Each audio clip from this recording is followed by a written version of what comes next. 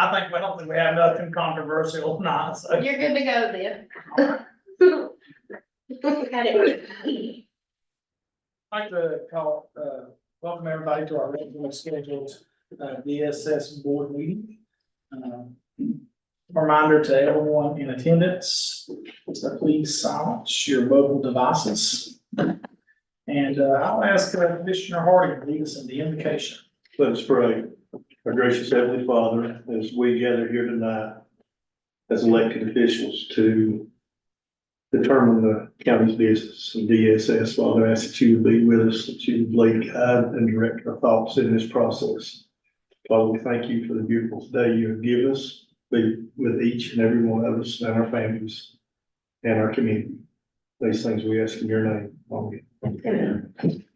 I'll ask the Commissioner, to lead us in the pledge. Attention, salute, pledge.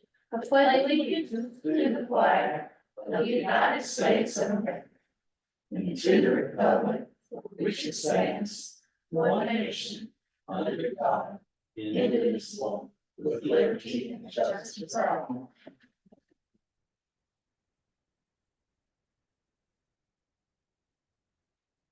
Item number 5 is the ethics awareness and conflict of interest reminder. Are there any potential conflicts of interest or any ethics conflicts that need to be noted at this time? Hearing none, are there any additions or changes to the agenda that need to take place? No changes to the agenda. Chair will entertain a motion that we adopt the agenda. So moved. Second. Motion from Commissioner Harding, a second from Commissioner Masters. All those in favor, vote by usual sign. Item number 8 is the approval of the minutes from March the 4th. Having time to review those. If there are no changes that need to take place, Chair will entertain a motion that we approve those minutes. So moved. Got a motion from Commissioner Masters. Is there a second? Second. All those in favor, vote by usual sign. Item number 9 is our director's updates. We'll invite Director Boone to come. You can move this back a little bit, so I'm not gonna face it. Thank you. So good evening. I first want to share that April is National Prevent Child Abuse Awareness Month. So you'll be seeing the blue pinwheels and the blue ribbons and that sort of thing. So just that awareness. And then for May, that is Foster Care Month. So just for those 2 months coming up, for your awareness, we wanted to share that. We had our CCPT meeting. I know, Brandon, I don't think you were able to be there, but Jeff was there, and we had a lady that came and presented the training and kind of gave some insight on things we were doing well, things, things we need to work on.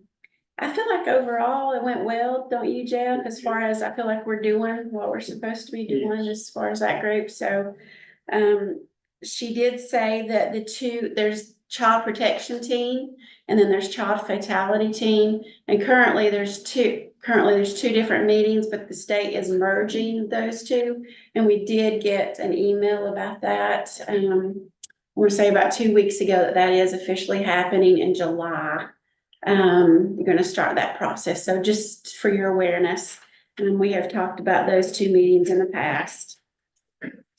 Also, we did have our multidisciplinary team meeting last month on the 12th of March, and we had Christy Preston from the School of Government. She did visit us and observed our MBT team meeting.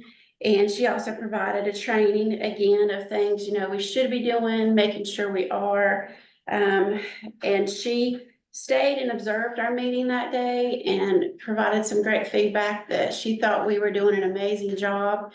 A couple of days later, I received an email from her where she asked if she could spotlight our meeting across the state. So she did an article And I did, send that to Brandon and to Alan and Glenda, and I did, print off a few copies, if you guys wanted to see that, because we are very proud of this group, and it says it is led by Wendy Boone, the director at DSS, but this is our county, all of our county folks meeting.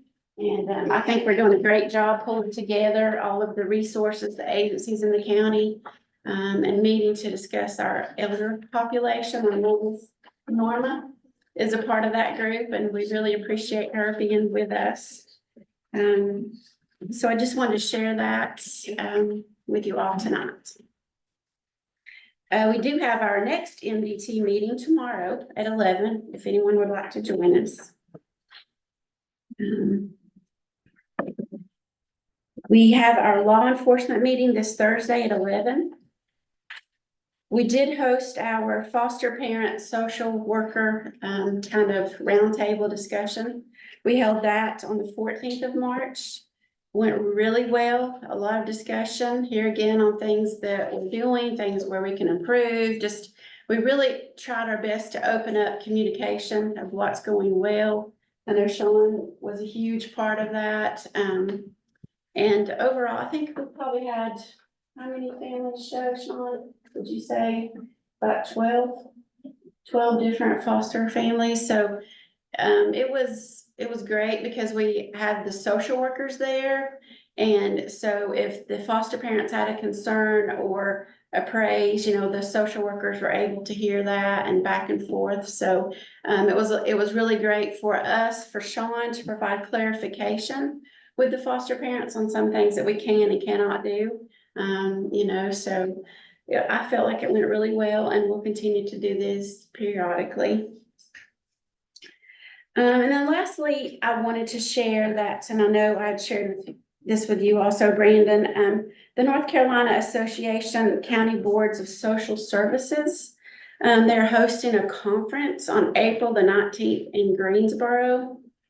This conference is free to board members. We do pay dues to this. Our agency pays for you guys to be a part of this group.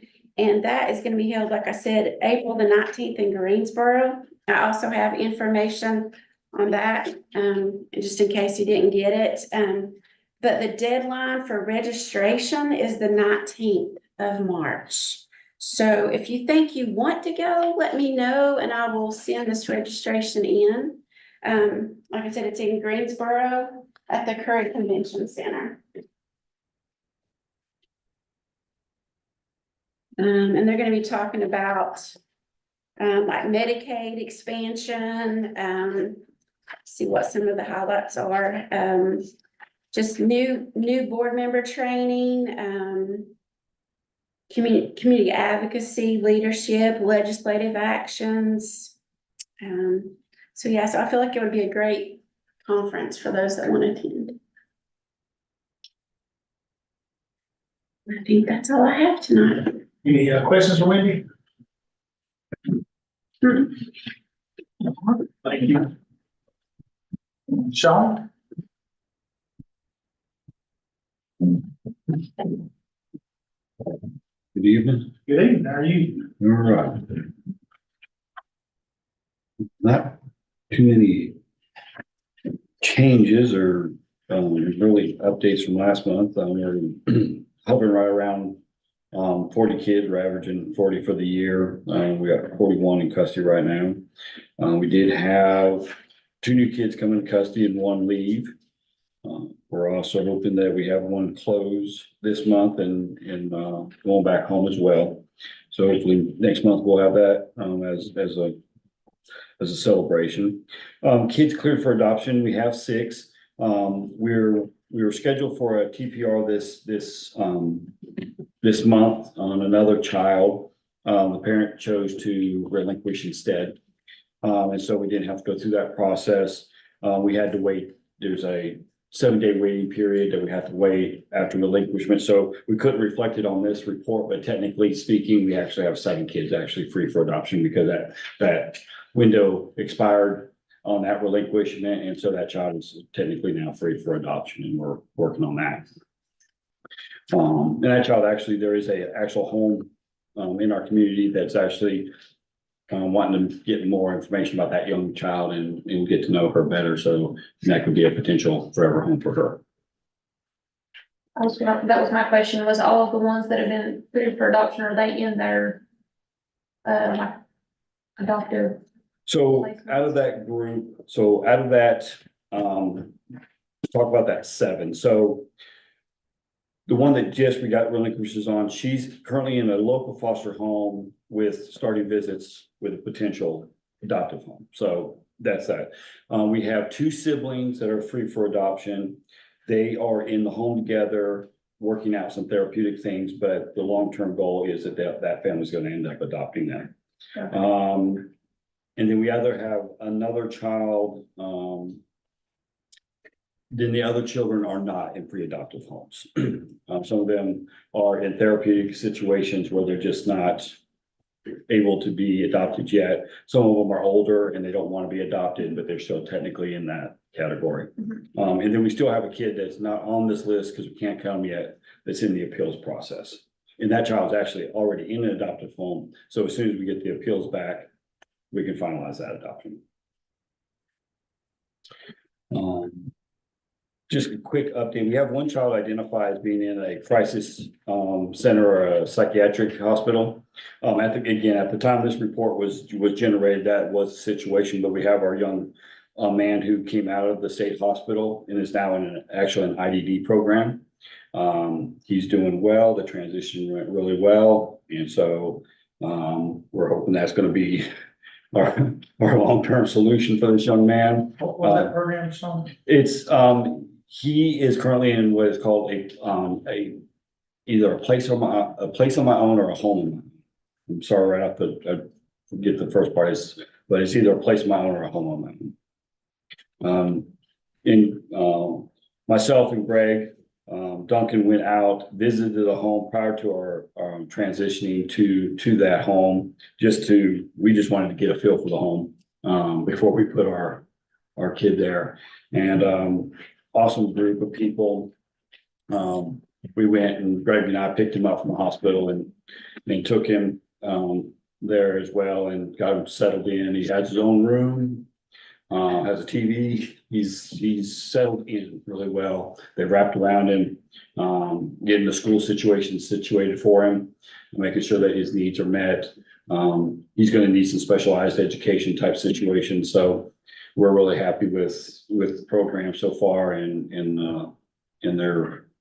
what they do to wrap around their kids. So it's a beautiful house, brand new house. And so it's a really nice setting. Is it a new program or? It's not, they've been around for a while, but they were expanding. And so this was a new expansion for them. So it's a really nice setting. Home sitting in the neighborhood, you could pass 1,000 times and wouldn't know that it was a program. It's just, they just blend into the community, be part of the community. And so it's a wonderful opportunity for our young man. This is a Hellraiser. The one, sorry, I come in late. It was, yeah. I go to the one It with was- that.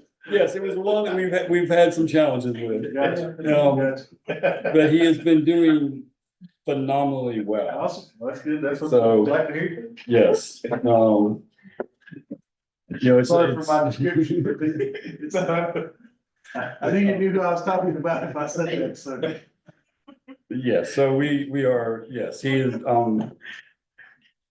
we are very happy with his progress, not only on an individual level, but also with his placement. And we were significantly concerned about that transition, but we're pleasantly happy with how it's been going.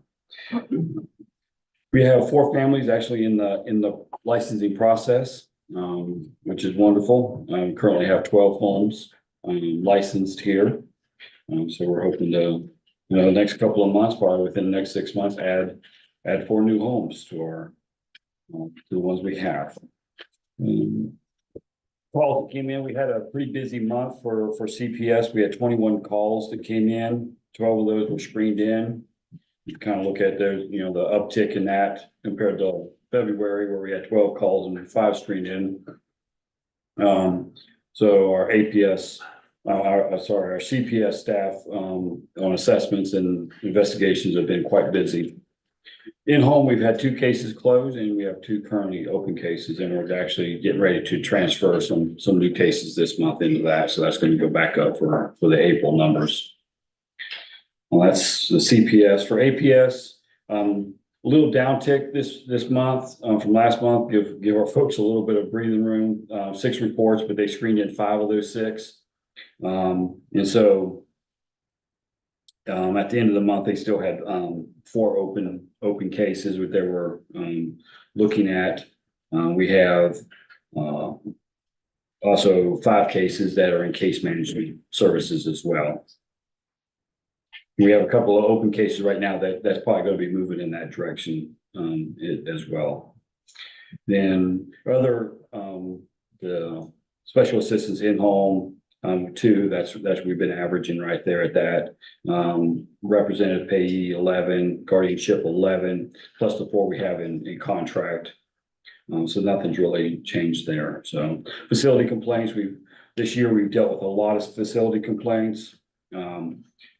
So we ended up working a total of 10 so far, which is a lot in 3 months. So a lot of work goes into those, but that's where a lot of energy has been spent with Shanna having to support that, our supervisor. So let me ask you a question on that. When you do these, follow up on these complaints at a facility like that, what authority do you guys have as far as DSS do you report this to the state? I mean, how does that work? So they go out, we get a call, we go out, conduct the investigation. There's different areas where it could be related to, so we determine what area it is. What basically violations according to state regulations that's been alleged to be violated, we investigate that. Is that if there's a termination that, okay, there has been a rule violation in a particular area, then there'll be a corrective action that we write up that the facility has to do things to correct that. We then make sure that happens. The statute even gives counties the capacity in certain cases to actually fine the facility. We don't go that far. We work with our local facilities to address our concerns, and then that's all reported up to the state. So they're in that loop as well, get that information. And so we go from there. It's sometimes, it's one of those things where stuff may not necessarily be true. Just because you're getting a report doesn't mean that there's actually been a violation of anything, but we still have to go through the process of assessing that. But then when we do have concerns, we work the facility to fix it. Of the 10, how many did you substantiate on? I do not have that number off the top of my head. I can have that for you for next year. What would you do if it's particularly egregious, Sean? I mean, if it's something where the state may have to come in and suspend, like admissions. We've had situations where, not necessarily where we were involved with something, but we've had situations where the state will step in and actually suspend admissions. Meaning they cannot bring anybody new, and they don't make patients leave, but they don't allow any new patients to come into a facility until certain things are done. And so, and sometimes in partnership, we will work in partnership with the state. The state will actually come in sometimes and partner with us in major concern situations, so that we have additional help, and they're also there as kind of the weight of the state in those situations. So it's really a partnership to some degree as well, but it does fall back on us and to do it. That's all I have. Is there any other questions? I had one more, Sean. I was looking at your CPS reports received and compared to those that are streamed in, and your APS reports received compared to those that are streamed in. And it looks like about 50% of your CPS reports are streamed in, and about 75% of your APS reports are streamed in. Well, any idea why there's The screening criteria are different.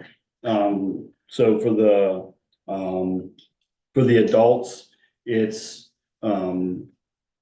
usually we're getting calls where the situation is pretty significant for someone to pick up the phone and call on an adult versus on a kid where it's, we get, a lot more calls that maybe people are just in mandatory reporters and stuff like that situation. So that's where you kind of see that difference there. It's just kind of the criteria for screening in and screening out calls. That's what I kind of suspect. I just was curious. Any other questions for Sean? All right, Thank you. Appreciate it. Ms. Haney? Good evening. Good evening. How are you? Good. Can't believe we're 9 months in already to this fiscal year. And it looks like we're trucking right along in our expenditures. We should be at 9 months, we should be at 75%. We're at 76, so just edging over 75. For our revenues, we're 7 months in, 7 months of revenue is posted. We should be at 58%. We've been watching all year. We're running a little bit behind. We finally got caught up and now we're running around 3% over at 61%. The reason for that is we were waiting for some reimbursement for our energy program for the checks that county has written. And we received that, so that gave us a little push. So now for the rest of the year, we should truck on point with our revenues. So that's good news. That was around 222,000 on that. Wendy last time mentioned our monitoring, so I wanted to kind of talk about that for a minute while I had your attention. So it's a big deal for me and my staff and really for all staff, because we all do the work. But when we went through our 1571 monitoring report, it's similar to what the county does with the single audit. So my monitor comes on site and he looks at 3 main areas that I work with the staff to accomplish and then to report to the state and federal government through my 1571 report. The first part of that, he looks at, make sure that we're reporting our salaries and our fringe benefits right and doing all our coding right. So that he'll dissect that apart and look at that. He pulled 2 months last time. He pulled August and November of 23. And so he takes a look to make sure we're doing that correctly.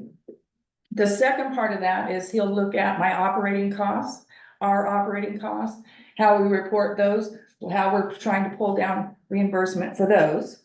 And then the third part of it, he looks at how we claim contract cost for interpreters, stuff like that. So all 3 of those things that he looked at this last time, we have no findings. So that is good news for us. I think last year we had a coding finding where we had to switch a code around. Not a big deal, but to have a report like this where we have all 3 areas and no findings. So I wanted to just kind of brag on the staff. It's this, all the staff are doing the work to make sure that this happens and just make you aware of what that monitoring is about. Does anybody have any questions about the finance at this time? How we doing on overtime? So we got it down. We did a budget amendment. We got it down. We should be at 75. We're at 78. We're seeing a decline in that, so we should be trucking right on point for the rest of the year without having to amend anything. So that's good, right? Some other accounts are minuscule. We saw a jump in postage because of Medicaid expansion. There's a lot of letters that went out. I think we can adjust that, and some of the other accounts we can adjust and work within our current budget without having to ask for help there. We're still watching the guardianship account. Those reports have been submitted. And so we should hopefully see some recoup on those guardianship that we're keeping a close eye on. How do you name? So we've done a report to the estates saying what the county has paid out. So the next thing, the families will take a look at that and we'll recoup what we can. So still no help from the state on some of those, but No, I got you. yeah, so hopefully we can get that down. We're at 139% now of budget, but hopefully we can get that down because we fully expected all year. There was just some criteria around it before we can actually claim that cost back. So we're watching that close. Also, I guess my, I'll be up in a second, never mind. You sure? Okay. All right, and now any other questions? Might be client specific, so. Okay. All right, thank you for your time. Thank you.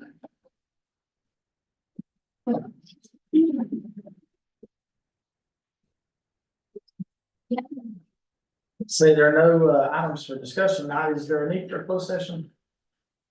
My question wasn't burning, so. Any board comments, Commissioner Warren? I think you guys should be very proud of what you're doing. Seems it was a good, clean, non-findings. And then, you know, Mitchell County has used an article across the state that speaks pretty highly of your staff, what you guys are doing. So you should be proud of your group. I'm sure you are. Commissioner Masters? No, not tonight.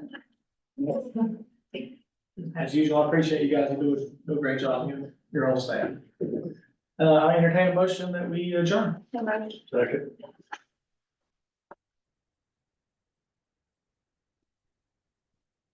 That would go eat healthy pretty good. Hey, I got a pot of coffee back there. I need